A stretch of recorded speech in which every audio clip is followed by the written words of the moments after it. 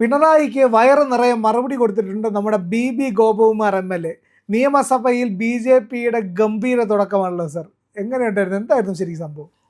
അത് ഈ ഗവർണറുടെ നയപ്രഖ്യാപന പ്രസംഗത്തിന് മറുപടിയായിട്ട് ഉള്ള ചർച്ച തുടങ്ങിയല്ലോ. അപ്പോൾ പിണറായി വിജയനായ കൂടി തോറ്റ് പരവശനായിട്ടിരിക്കുകയാണ്. പാർട്ടിക്കകത്തു നിന്നും പാർട്ടിക്ക് പുറത്തുനിന്നുമൊക്കെ പരിഹാസവും ഇതെല്ലാം കേൾക്കണം. അപ്പോൾ ഇന്നലെ അദ്ദേഹത്തിൻ്റെ മുഖ്യമന്ത്രിയായിട്ട് അദ്ദേഹം കഴിഞ്ഞ 10 വർഷം ഉപയോഗിച്ചിരുന്ന ടെലിഫോൺ കട്ട് ചെയ്ത്, ടെലിഫോൺ മീൻസ് മൊബൈൽ ഫോണായിരിക്കും കട്ട് ചെയ്തിട്ടുണ്ടാവും. അതൊക്കെ പിന്നെ ഈ പറഞ്ഞ പോലെ കാറൊക്കെ നഷ്ടപ്പെട്ടില്ലേ. ഇപ്പൊ ഒരു പഴയ കാറാണ് ഓടിക്കൊടുത്തിരിക്കുന്നത്, കറുത്ത കാറൊക്കെ പോയി, വലിയ വെളുത്ത കാറായി. ഇപ്പൊ അതുമായി പിന്നെ ഇപ്പൊ AKG സെന്ററിന്റെ കാറിലേക്ക് യാത്രയാണ്.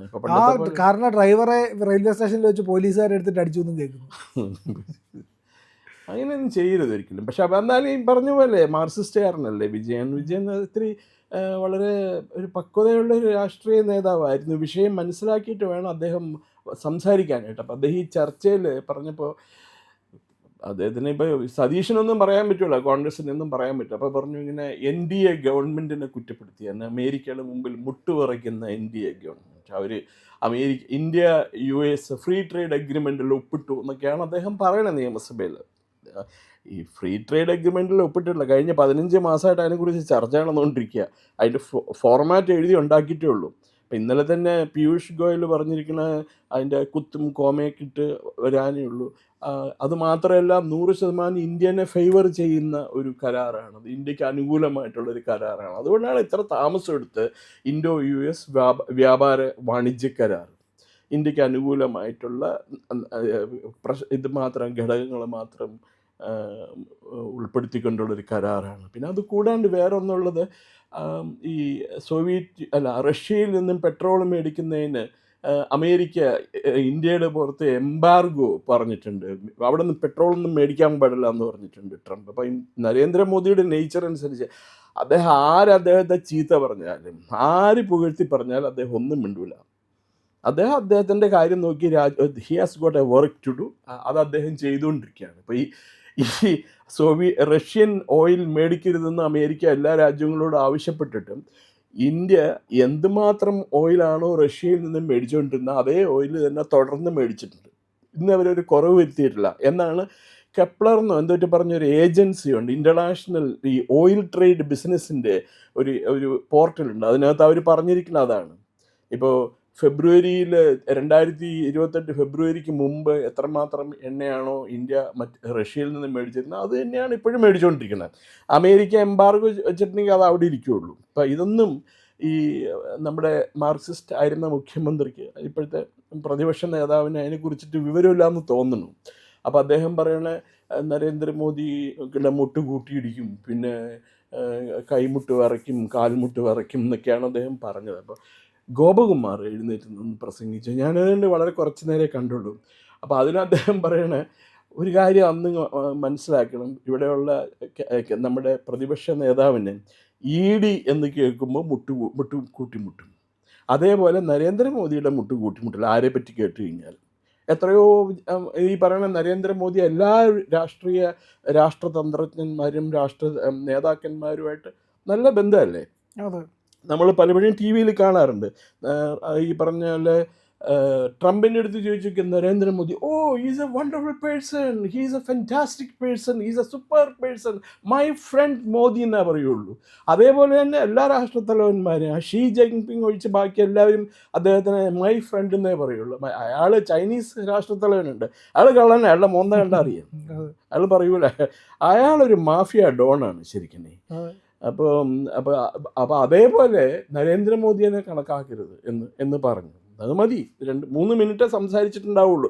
ആ 3 മിനിറ്റ് കൊണ്ട് ഒരു 30 തവണ പ്രസംഗിക്കേണ്ട കാര്യങ്ങൾ അദ്ദേഹം പറഞ്ഞിട്ടുണ്ട്. വളരെ നല്ല മികച്ച പ്രകടനമായിരുന്നു. പക്ഷെ ഇതെന്താ കുഴപ്പമെന്ന് വെച്ചാൽ മാധ്യമങ്ങളൊന്നും എഴുതൂല അതിനെക്കുറിച്ചിട്ട്. നമ്മളിപ്പോൾ ഈ നിയമസഭയുടെ സഭ എന്നിട്ട് പറഞ്ഞ ഒരു ചാനലുണ്ട്, അതിനകത്താണ് ഞാനിത് കാണാനായിട്ട് വന്നത്. യൂട്യൂബിനകത്ത് കിട്ടുമല്ലോ അത്. അപ്പോൾ അതിനകത്ത് കണ്ടാണ് ഇവരെന്താ പറയണമെന്നറിയാം. ഇപ്പം എനിക്ക് ഈ പണിയൊന്നും ഇല്ലാത്ത കാരണം ഇതിങ്ങനെ കണ്ടുകൊണ്ടിരിക്കുന്നതാണ് പരിപാടി. വളരെ ഇഷ്ടമായി, വളരെ കാര്യമായി. 3 അംഗങ്ങളേ ഉള്ളൂ.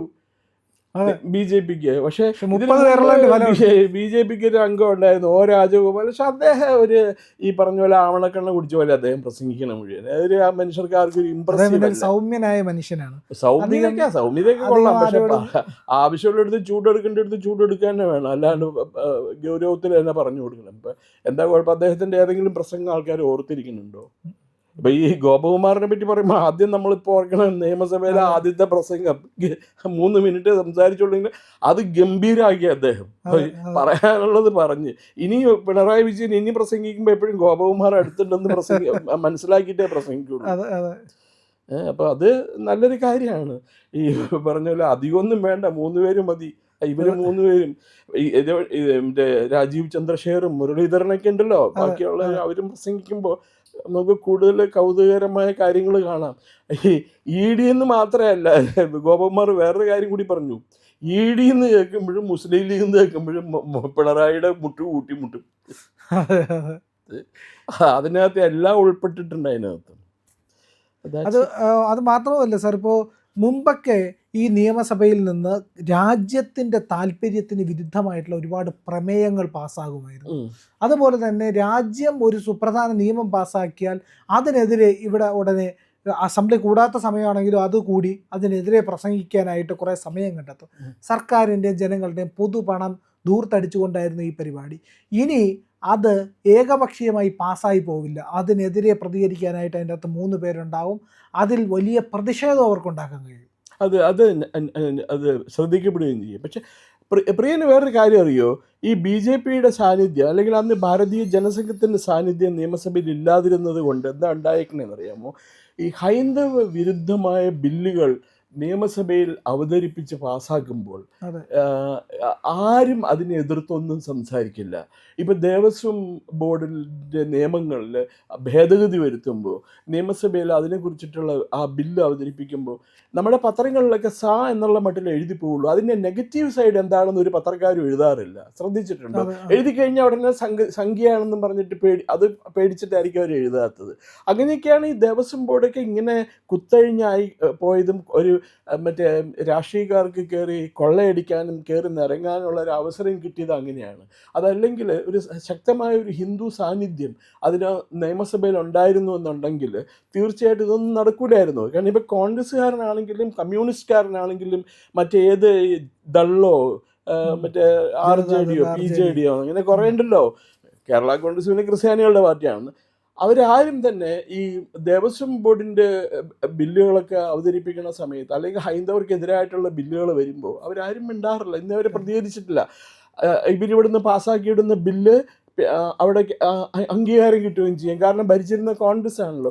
ഇപ്പം ഈ പ്രമേയം പാസ്സാക്കണം എന്ന് പറയുന്നത് ആർക്ക് വേണമെങ്കിൽ ചെയ്യാം. ഇവരെത്രയോ പ്രമേയം പാസ്സാക്കണം, അതെല്ലാം ചവിറ്റോട്ടേ ചെല്ലുന്നുണ്ട്. ഇവിടുന്ന് രാജ്ഭവനിൽ നിന്ന് എഴുതി ഒപ്പിട്ട് കൊടുക്കാം, അത് ഇവർ പാസ്സാക്കിയ ബില്ലാന്ന് പറഞ്ഞ് എഴുതി ഒപ്പിട്ട് കൊടുക്കും. അവിടെ ചെല്ലുമ്പോൾ അത് വലിച്ചേറി കാട്ടി മിക്കവാറും രാഷ്ട്രപതി ഭവനിലെ ചവിറ്റോട്ടേ കിടക്കണ്ടാവും അതിപ്പോൾ. കാരണം അവർക്കറിയാം ഇത് ഈ പ്രമേയത്തിന് ഒരു വിലയല്ല. ഇവരിവിടുന്ന് പറയുകയാണ് ഞങ്ങൾ മതേതരത്വത്തിന് വേണ്ടി നിൽക്കുന്നവരാണ്, ഇങ്ങനെയൊന്നും പാടില്ല. ഇപ്പം കണ്ടില്ലേ, ഗവർണർ ബില്ല് ഒപ്പിട്ടിട്ടില്ല എന്നും പറഞ്ഞ് തമിഴ്നാട് ഗവൺമെൻറ്റും കേരള ഗവൺമെൻറ്റും കൂടി സുപ്രീം കോടതിയിൽ കേസ് കൊടുത്ത് അവസാനം എന്തായി? സുപ്രീം കോടതി പറഞ്ഞ് ഗവർണറുടെ ഇഷ്ടം പോലെ ഗവർണർക്ക് വിവേചന അധികാരം ഉപയോഗിച്ചിട്ടേ ബില്ലിനകത്ത് ഒപ്പിടാൻ പറ്റുള്ളൂ. അദ്ദേഹത്തിന് അതിന് ടൈം സ്കെയിൽ ഒന്നും നിർദ്ദേശിക്കാൻ ഞങ്ങൾ ആൾക്കാരല്ല എന്നാണ് സുപ്രീം കോടതി പറഞ്ഞത്. അതെ, എന്തായാലും ഗംഭീരമായി BB ഗോപകുമാറിന്റെ പ്രസംഗം പിണറായിക്ക് നല്ല ഒരു അടി കിട്ടിയതുപോലെ ഉണ്ട്. അതെ ഷുവർ. അത് എത്രയോ നാളുകൾക്ക് മുമ്പ് ഗോപകുമാർ നിയമസഭയിൽ വരേണ്ടതായിരുന്നു എന്ന് ഇത് കാണുമ്പോൾ തോന്നുന്നുണ്ട്. 3 പേരേ ഉള്ളൂ എന്നുള്ളതൊരു പോരായ്മയൊന്നും അല്ല. ഇവർക്ക് കോമ്പൻസേറ്റ് ചെയ്യാവുന്നതേ ഉള്ളൂ. 3 സൂപ്പർ മെന്നാണ് അവിടെ ഉള്ളതിരിക്കുന്നത്. അവർ നമ്മുടെ പ്രതീക്ഷയ്ക്കൊത്ത് വരികയാണെങ്കിൽ തീർച്ചയായിട്ടും ഒരു കേരളത്തിലെ ഒരു BJP വേവ് നിയമസഭയ്ക്ക് അകത്തുനിന്ന് തന്നെ തുടങ്ങാൻ സാധിക്കും. പ്രിയപ്പെട്ട പ്രേക്ഷകരെ, ഞങ്ങൾ ഇന്ത്യ ലൈവ് പതിപോലെ നമ്മൾ പറയുകയാണ്, മാധ്യമങ്ങളിൽ വരാത്ത, മറ്റു മാധ്യമങ്ങൾ പറയാത്ത വാർത്തകളാണ് നിങ്ങളുടെ മുന്നിലേക്ക് കൊണ്ടുവരുന്നത്. ഇത് പറയാൻ ഞങ്ങൾക്ക് പ്രേരണയും ശക്തിയും നിങ്ങളാണ്. നിങ്ങൾ ഞങ്ങളുടെ കൂടെ ഉണ്ടാവണം. ഞങ്ങളുടെ ചാനൽ സബ്സ്ക്രൈബ് ചെയ്യണം. നമുക്കൊരു ചാനൽ കൂടിയുണ്ട്, C4N മലയാളം. കൂടുതൽ വാർത്തകൾ നമ്മുടെ ഈ പ്ലാറ്റ്ഫോമിൽ തന്നെ കൊടുക്കാൻ കഴിയാത്തതുകൊണ്ടാണ് C4Nൽ പുതിയ വാർത്തകൾ കൊടുക്കുന്നത്. അപ്പോൾ ആ ചാനലും കൂടി ഒന്ന് സബ്സ്ക്രൈബ് ചെയ്യണം. ഇന്ത്യ ലൈവ് ഉറപ്പായിട്ടും ചെയ്യണം. C4N കൂടെ C4N, സി എന്ന് പറഞ്ഞാൽ ക്രെഡിബിൾ, ഫോർ എൻ നേഷൻ, രാജ്യം. നമ്മുടെ രാജ്യത്തിന് വേണ്ടിയാണ്. രാജ്യം വിട്ട് ഒരു കാര്യവും ഇന്ത്യ ലൈവിനില്ല. അതുകൊണ്ട് ഞങ്ങളുടെ കൂടെ ഉണ്ടാവണം എന്നുകൂടി അഭ്യർത്ഥിക്കുന്നു.